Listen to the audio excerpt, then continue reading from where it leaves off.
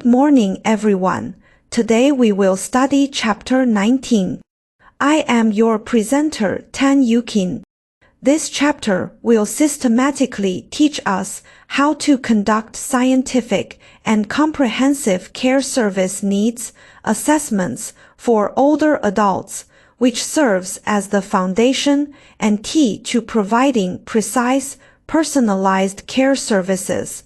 The chapter is divided into two main parts. 1. We will explain in detail the specific contents of care services. 2. We will focus on learning assessment for daily living care service needs. Let us now proceed to the first part, the contents of care service. We begin by examining the basic concept of care services. Care services are provided to maintain and restore the autonomy of disabled or cognitively impaired elderly people. Through these services, older adults can maintain their quality of life to a certain extent and alleviate the pressure on families and society. Therefore, care services are not merely daily assistance, but a form of comprehensive support. Daily living care services. These can be divided into two categories: daily living assistance and life support services. Daily living assistance services include dietary care, daily living care, personal hygiene care, excretion care, position transfer care, and assistance with mobility care. Life support services encompass catering services, cleaning services, laundry services, companionship services, medication management services, financial services. These services directly determine whether the daily living needs of older adults can be adequately met. 2. Psychological support services. Psychological support refers to the process of using language, writing, and physical behavior to change the cognition, emotions, and attitudes of the elderly, thereby restoring and enhancing their adaptability to the environment. Verbal communication and nonverbal communication are the main forms of psychological support services. Caregivers should listen patiently to the elderly so that they can release their negative emotions. Help them arrange their lives scientifically and reasonably so that they can feel warmth and care. Encourage them to participate in activities within their capabilities. Help those in need to carry out appropriate rehabilitation training, and organize them to participate in activities such as chess and painting to cultivate their sentiments and enrich their later years. Psychological support services extend beyond daily communication and encompass more specialized forms, primarily including the following four types. Emotional counseling. By employing appropriate emotional guidance methods, we can help older adults manage their emotions, overcome negative feelings, maintain a positive attitude towards life, and build confidence in overcoming difficulties. Psychological counseling. Psychological counselors use their knowledge of psychology to help older adults find the reasons behind their psychological problems, analyze the crux of the problem, and develop solutions. Crisis intervention provide care to elderly people who are in distress, experiencing setbacks, suffering from severe mental illness, exhibiting abnormal behavior, or engaging in self-harm, suicidal or aggressive behavior. End of life care to provide psychological care and comfort to the elderly at the end of their lives and to eliminate their fear of death as much as possible so that they can face death with equanimity. 3. Safety protection services.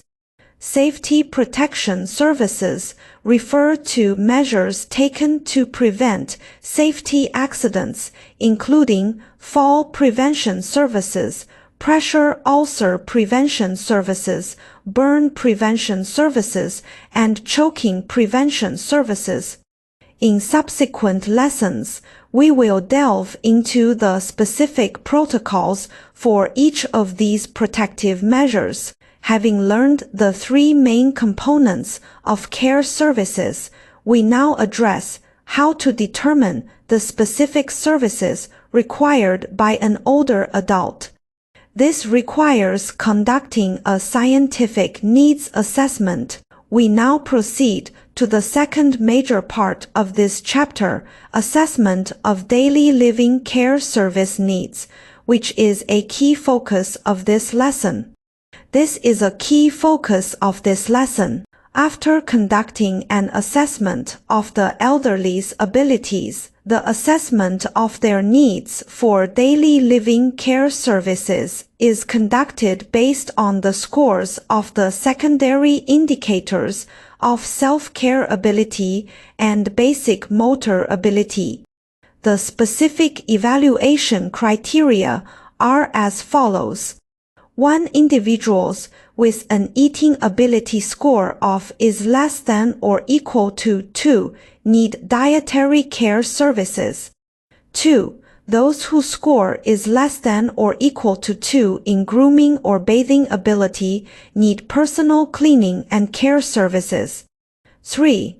Those assessed whose score is less than or equal to 2 points in their ability to put on or take off their clothes or pants and shoes and socks need daily care services.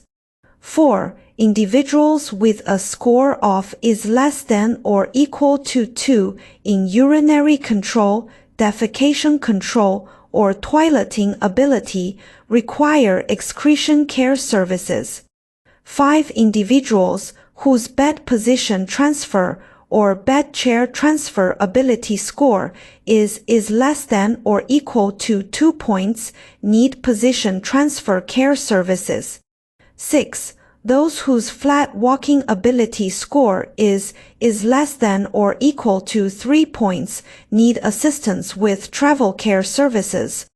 As we can observe, this assessment framework employs quantifiable and actionable criteria that directly correlate older adults' functional limitations, thereby ensuring both targeted interventions and effective care delivery.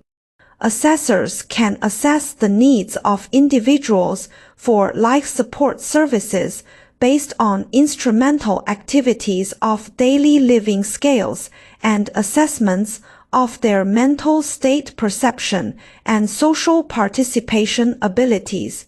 This part of the assessment focuses more on examining the advanced skills required for older adults to live independently in community and home environments, such as shopping, cooking, managing finances using the telephone, etc.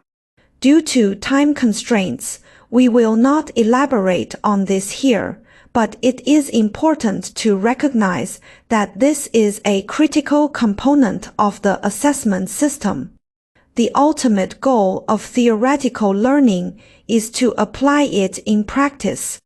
Now let us consider a post-class overview question, a real-life scenario.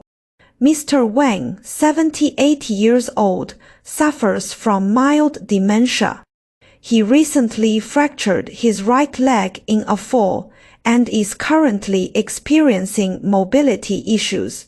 He lives alone on the second floor of an old-style apartment building without an elevator. His children work in other cities and can only contact him by phone once a week. Mr. Wang is usually depressed, reluctant to communicate with others, has irregular eating habits, and his home is cluttered. Please answer the following questions based on the case study after class. Needs assessment for daily living care services. Based on Grandpa Wang's situation, please determine what kind of daily care services he might need and explain your reasoning. I encourage everyone to carefully consider and answer this question after class, applying the knowledge we have learned today.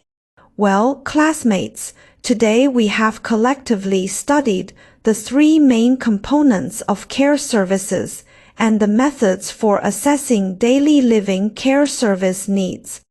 I hope you can master these fundamental concepts and prepare thoroughly for analyzing the post-class case study. This concludes the content of this section. Thank you all for your attention.